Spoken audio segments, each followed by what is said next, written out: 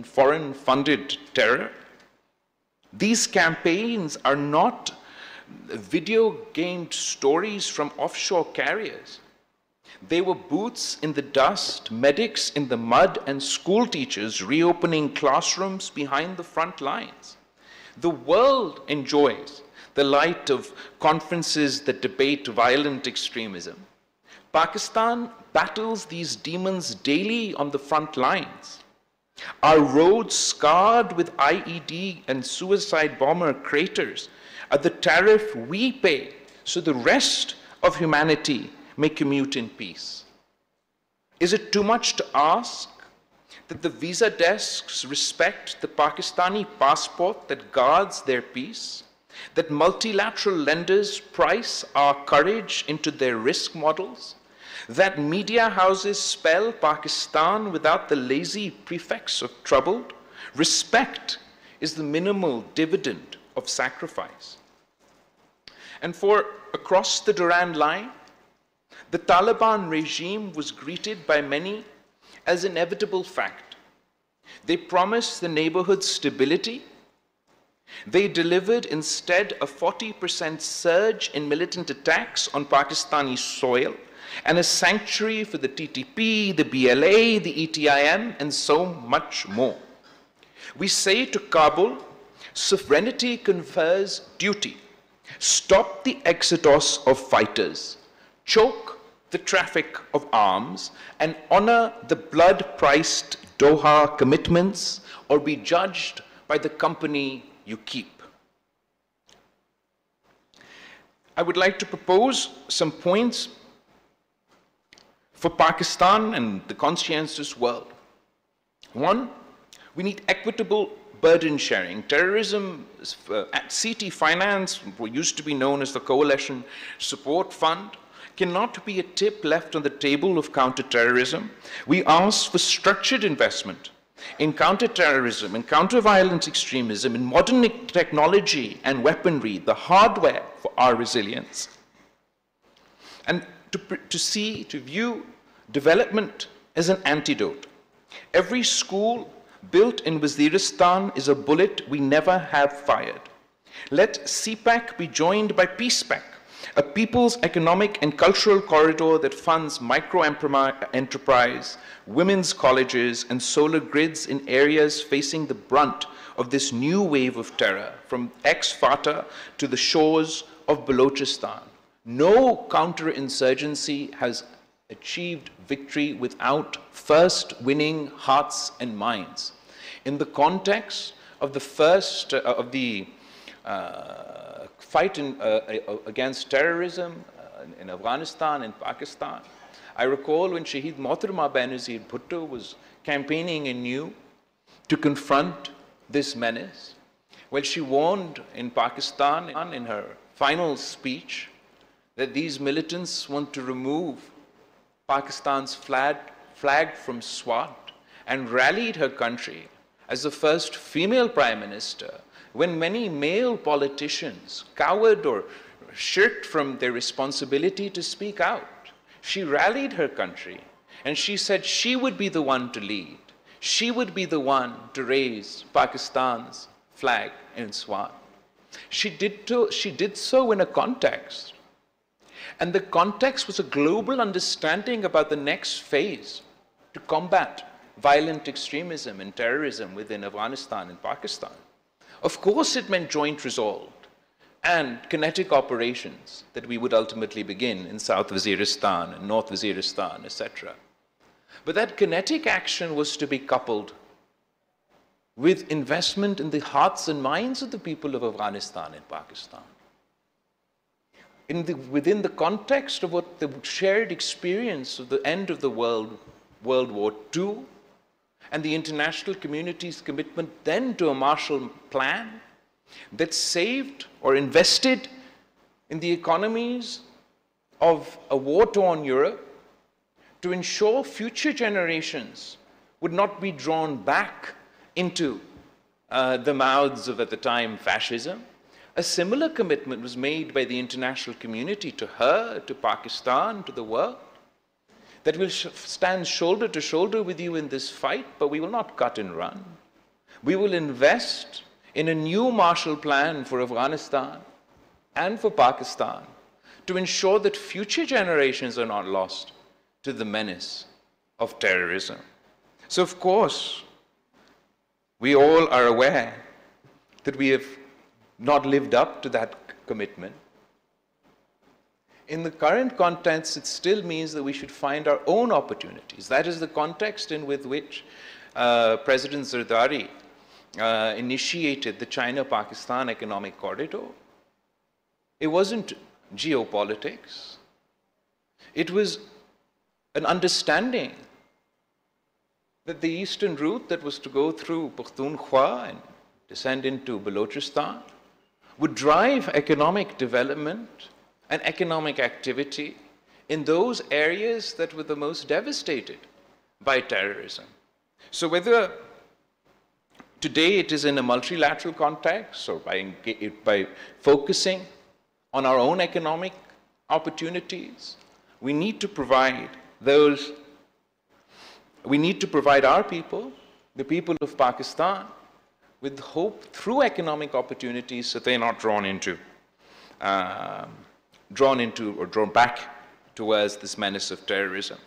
We need to focus on the digital realm, and I've advocated before for a digital Bill of Rights. We absolutely require a digital Bill of Rights for our youth, one that grants them the opportunity to flourish in the digital age, protects their digital fundamental rights, but also acts as a digital iron dome against the breach.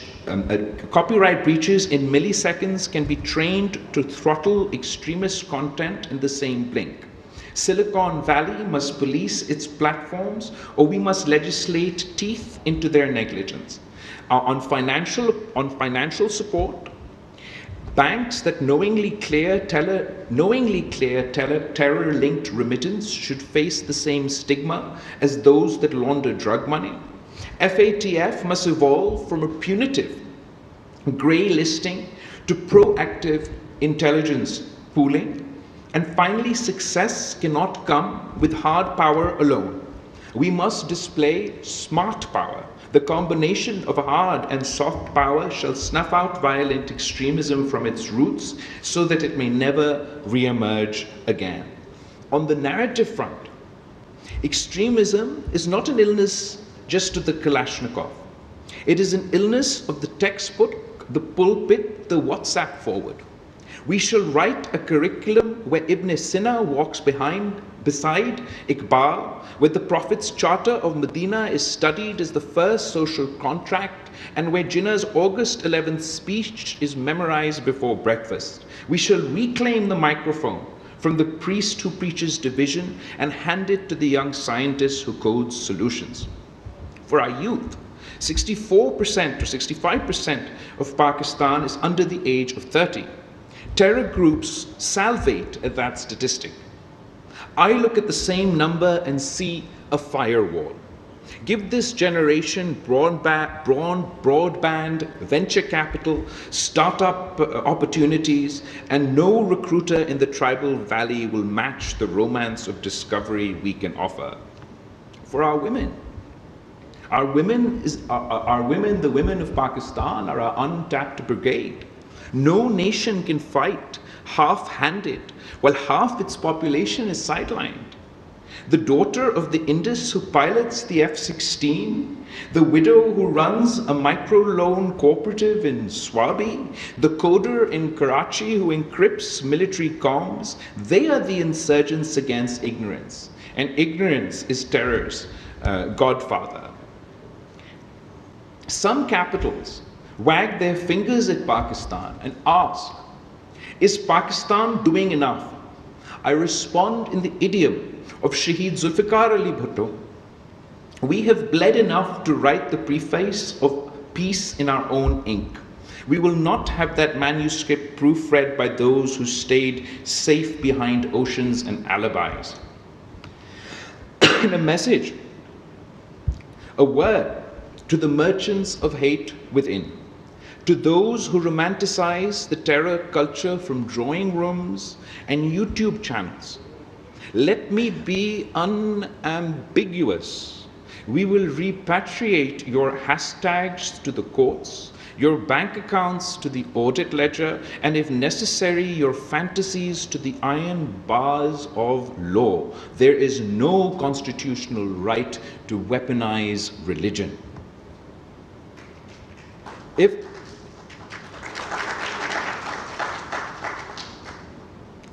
the world demands that Pakistan outlaw militias, which we are doing and have done, it must also demand that every people live free of collective punishment. Selective outrage is the oxygen of extremist recruiters. From the Kashmir Valley to the olive orchards in Palestine, the world must deliver a just peace. To India, I say, we have a shared stake in ending this cycle of fire.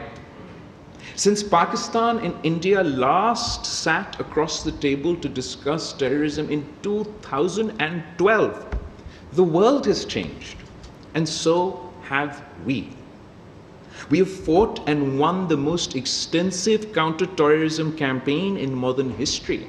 South Waziristan was cleared, North Waziristan dismantled, urban sleeper cells uprooted, and new operations launched after the fall of Kabul. We transformed our financial system to meet the most rigorous global standards after our successful FATF grey list exit. Pakistan stands among the most serious counter-terrorism states, if not the most serious counter-terrorism state on earth. It is time that India recognizes this transformation, not as a concession, but as an opportunity. Terrorism is a collective menace. No border fence, no nationalist rhetoric, no regional hegemony can shield one nation from a fire it may have helped light on the other side. If infrastructure, safe haven, or subsidy is extended to groups like the BLA or the TTP, that same network may one day irrigate militancy that threatens India itself. Fire does not distinguish between the arsonist and the architect. We all learned this the hard way after 9/11, and it's time India does so as well. Terrorism has no nationality, no religion, no caste, no creed. It respects no border and abides by no law. I offer from this floor a clear proposition. Pakistan is ready to forge a historic, phenomenal partnership with India to jointly combat terror, not as adversaries playing a zero-sum game, but as neighbors who share a moral and civilizational obligation to protect over 1 billion souls from the plague of extremism. All it requires is for India's leadership to step down from the high horse that is galloping its republic towards the abyss. Pursue peace with Pakistan.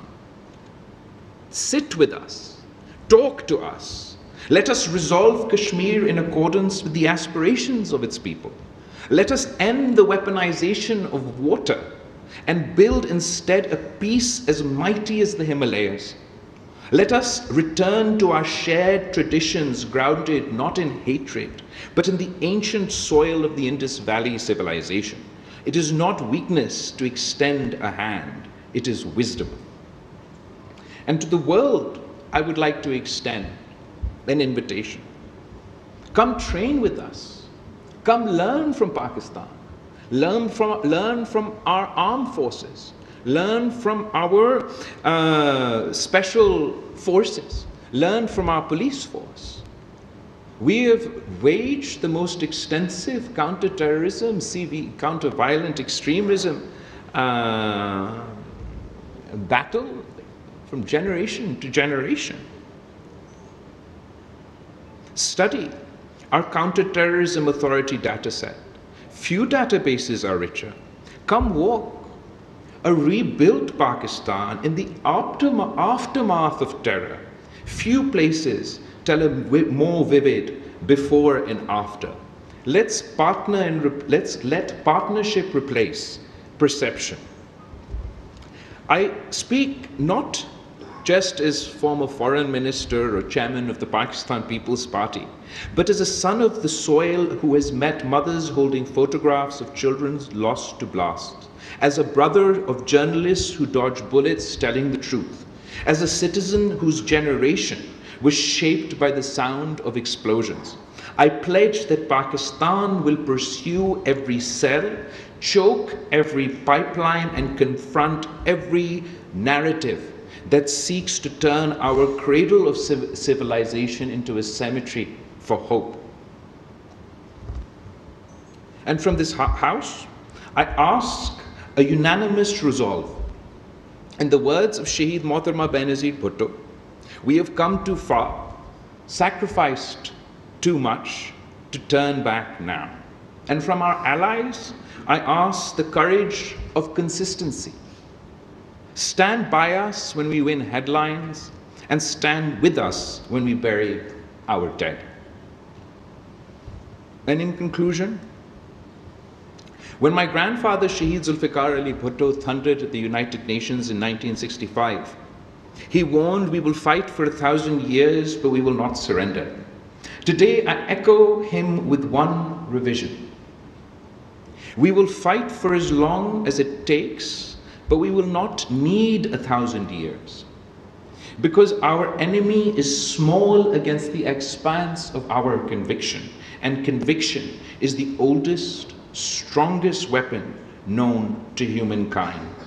Let the clerics of chaos know. The people of Pakistan have endured empire and earthquakes, partition and dictatorship, floods and pandemics. Your improvised explosives are a footnote in a story whose chapters are written in resilience. Let the merchants of fear know, each time you strike, we rebuild taller. Each time you divide, we reconcile deeper. Each time you preach death, we invest in life. And let the world know, when the dust settles of this era, the chronicles will record that Pakistan, misunderstood, maligned, yet magnificent, stood at the trench line, stared into the abyss, and by the grace of God and the grit of our people, dragged humanity back from the brink. Pakistan. Islamabad में chairman people's party Bilawal Bhutto Zardari तकरीब से ख़िताब कर रहे हैं और उनकी जानिब से कहा गया कि हम अपनी आवाम की फ़लाह व बहबूद के लिए काम करते रहेंगे। उन्होंने अपने नाना की मिसाल भी दी कि उन्होंने कहा था कि हम अपनी सॉवरेनिटी को सरेंडर नहीं करेंगे और हम उसी को ही आगे लेके चल रहे हैं, उसी विज़न को आगे लेके चल रहे हैं और हम कोशिश करते रहेंगे कि पूरे पाकिस्तान में जिस हद तक भी आवाम को रिलीफ दिया जा सकता है, आवाम की फ़लाह व बहबूद के लिए काम किया जा सकता है, हम वो काम करें।